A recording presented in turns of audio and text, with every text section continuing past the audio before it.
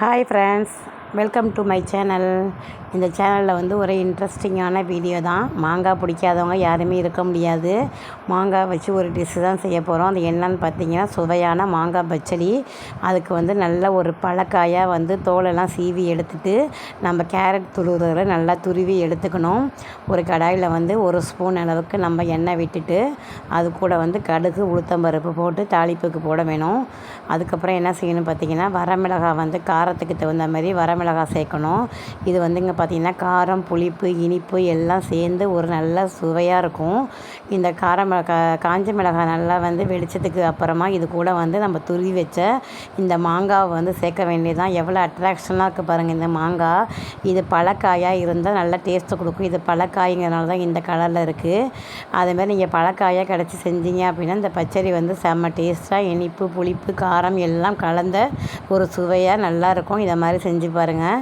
இப்போ இது தண்ணி கிண்ணி எதுவுமே சேர்க்கக்கூடாது. இந்த மாங்காயே வந்து தண்ணி லைட்டாக விடும். இந்த ஸ்டேஜில் வந்து இது கூட தேவையான அளவுக்கு வந்து சால்ட்டு சேர்த்துக்கணும். சேர்த்துட்டு நல்லா ஒரு மீடியமான ஹீட்டில் வச்சு என்ன செய்யணும் அப்படின்னா, இதை நல்லா வந்து வதக்கி பிரட்டி விடணும். நல்லா மாங்காய் வெந்து இதை மாதிரி வரும்.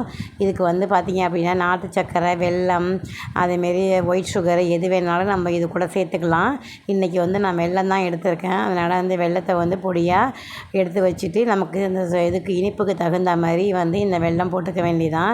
இது வந்து செஞ்சு வச்சிங்க அப்படின்னா 2-3 டேஸ் வரைக்குமே கெட்டு போகாமல் நல்லாயிருக்கும். ஏன்னா இது கூட வாட்ரு எதுவுமே மிக்ஸ் பண்ணல. இந்த பச்சடி வந்து பார்த்திங்கன்னா சும்மா வெறும் வாயிலே சாப்பிட்லாம். இல்லை வந்து புளிக்குழம்பு அந்த மாதிரி காரக்குழம்பு அந்த மாதிரி வச்சா அதுக்கு எல்லாத்துக்கும் வந்து சைடிஷ்ஷாக சாப்பிட்லாம்.